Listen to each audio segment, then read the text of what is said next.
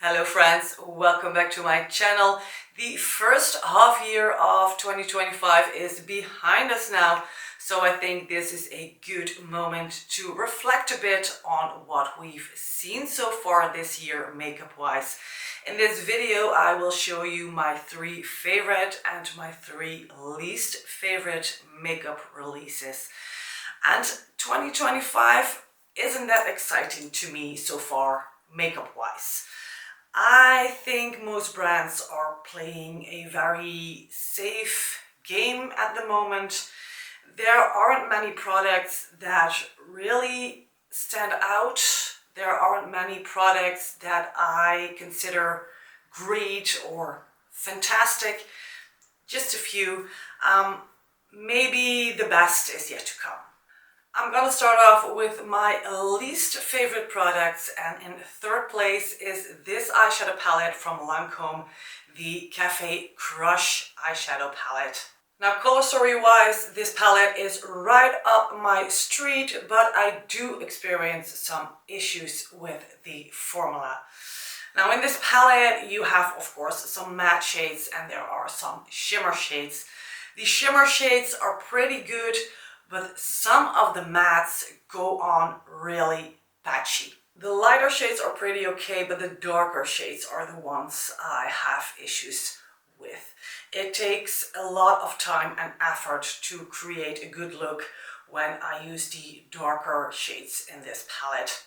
And I have tried different application techniques to find a way to make this palette work for me, or to make the mattes work for me. But it still takes me a lot of time and effort to create a good look. They just do not apply and blend that well.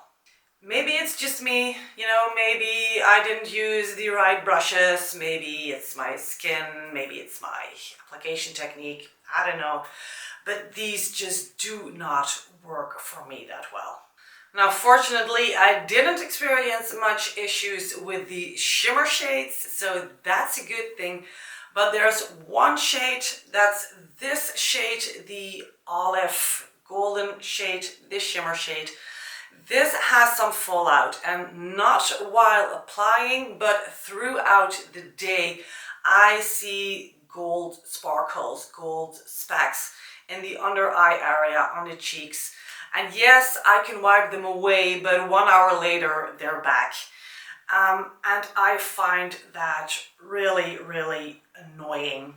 There are a lot of neutral toned eyeshadow palettes out there. So when a brand releases a new neutral toned eyeshadow, you have only one job, and that is to make sure that the formula is excellent, that the user experience is outstanding.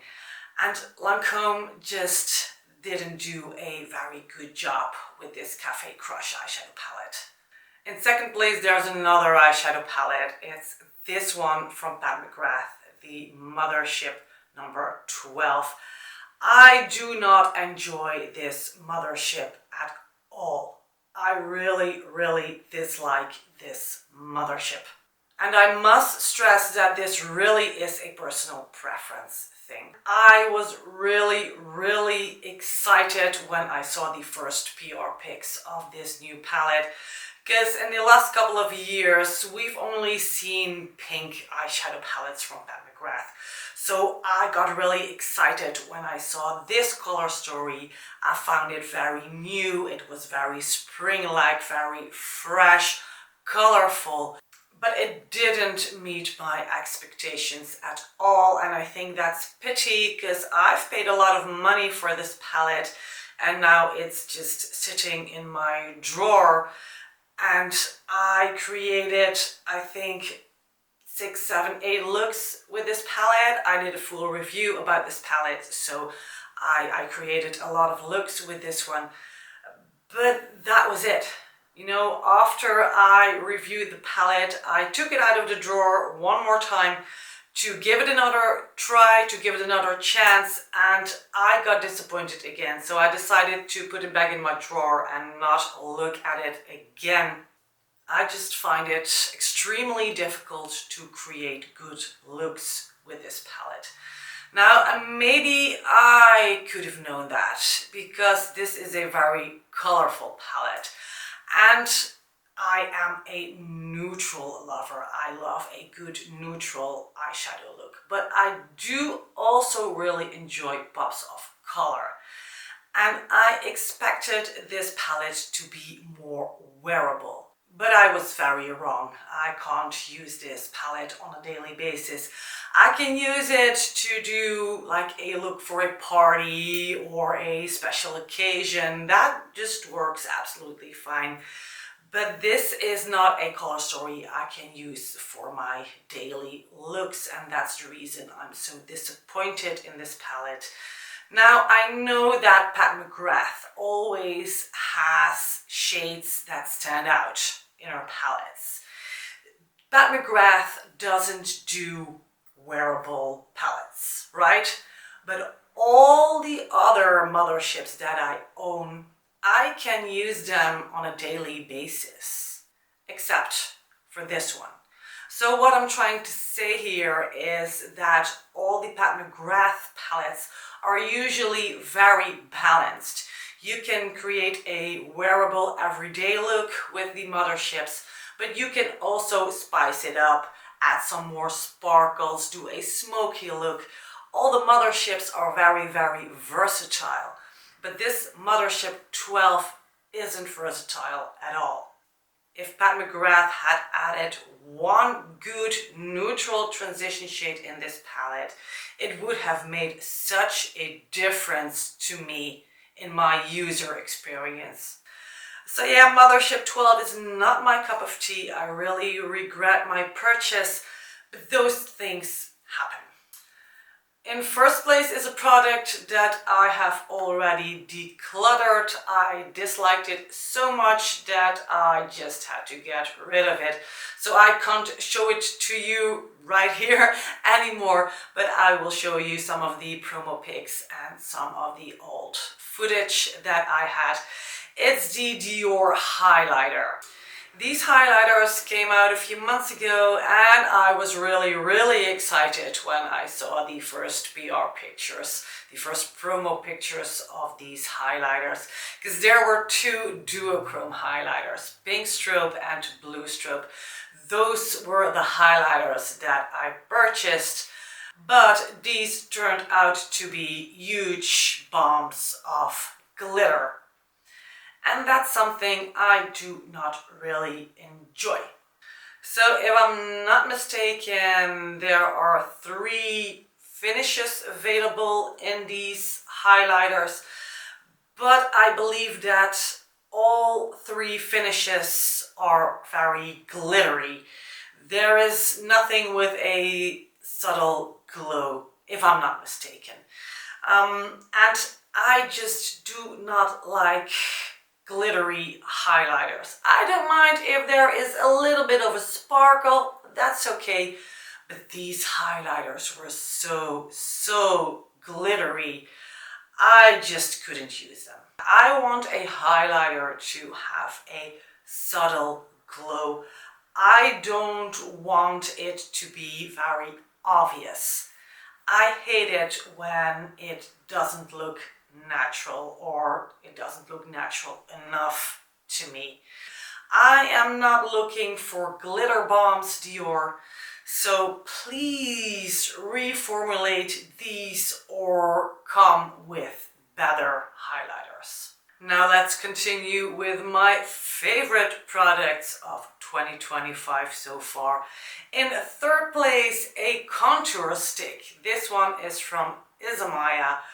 I adore this contour stick, and I am not really a contour woman. I do not do a lot of contour. I think it takes a lot of time, and usually in the morning I do not have time to completely sculpt and contour my face, so I usually bronzer. I use my bronzing powder to create some dimension to my face. But I had to try this Isamaya sculpting stick because I've heard so many good things about it. And this really is a lovely, lovely product. This formula is so creamy. It applies effortlessly. It blends effortlessly. And what I really like about this sculpting stick is the sleek design. It's very easy to apply on the smaller parts of the face. I haven't tried and tested that many contour products in the past, so it is a bit hard to compare this one to other contour products. I do have the contour stick from Milk and the one from Westman Atelier, but this one beats those other contour products. This one is much creamier, much easier to apply, much easier to blend. This is, to me, the perfect contour stick. In second place, these liquid lipsticks from Chanel, the Le Rouge Duo liquid lipsticks. Now, this is not a new release. These got released, I think, 3 years ago, maybe longer. I'm not sure, honestly. But Chanel extended the shade range, and that's the reason I added these to this video. This really is an excellent liquid lipstick formula. I've picked up 3 of the new shades: Coral Pink 192, Caramel Beige number 188, and Pink Nude, and that's number 186. And that last shade, 186 Pink Nude, is also the shade I'm wearing on my lips today. Now, what I like so much about this formula is the longevity. This stays put all day long. Now, this is a dual-ended liquid lipstick. On one side, you have the lipstick itself. This one has a matte finish. And on the other side, you'll find a gloss. It looks like this. And you put this on top of the liquid lipstick for a glossy finish and to extend the longevity of the lip color. Again, this is not a new formula. Chanel just extended the shade range a couple of months ago. And I did try this formula in the past, and I do remember that I really liked it. I just don't know why I never talked about it, because this really is a very good formula. This feels very comfortable on the lips. It's not dry at all. And again, this stays put all day long. And that's why I love this formula so much. And in first place, the best product of 2025 so far, the new Prada highlighter.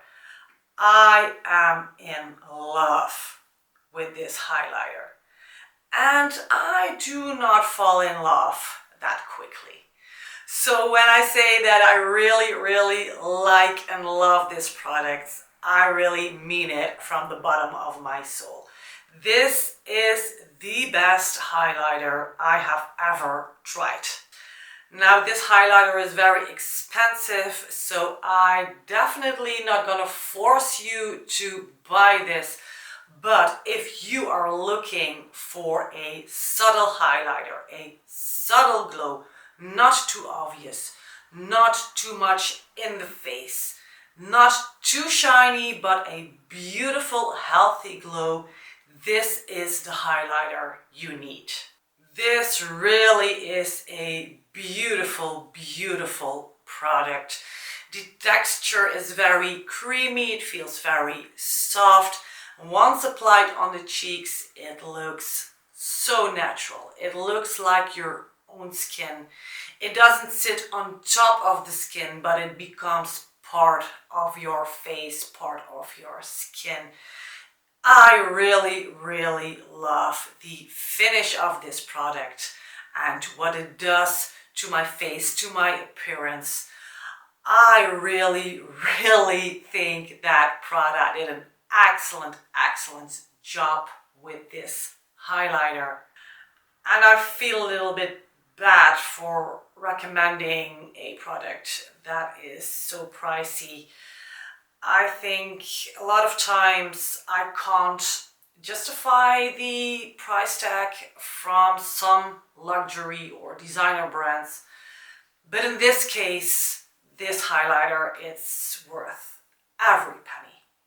I do not need other highlighters anymore. I'm not gonna buy highlighters from other brands anymore. This is all I need. Now this is the shade Pink. This one is not extremely cool in tone, but also not extremely warm. This color will work on a lot of different skin tones. I've also picked up the champagne shade. I haven't tried that one yet, but I will anytime soon. There's also a deep shade available. I think that one is more suitable for darker, deeper skin tones. And I truly hope Prada will extend the shade range in the future, because this really feels like my holy grail highlighter. I enjoyed this product very much, and for me this is the best makeup release of 2025 so far. Well friends, of course I love to hear from you. What's your favorite makeup product of 2025 so far? And what is a huge fail in your opinion? Please let me know in the comment section. For now, I'm wishing you a wonderful day and I hope to see you soon. Bye bye.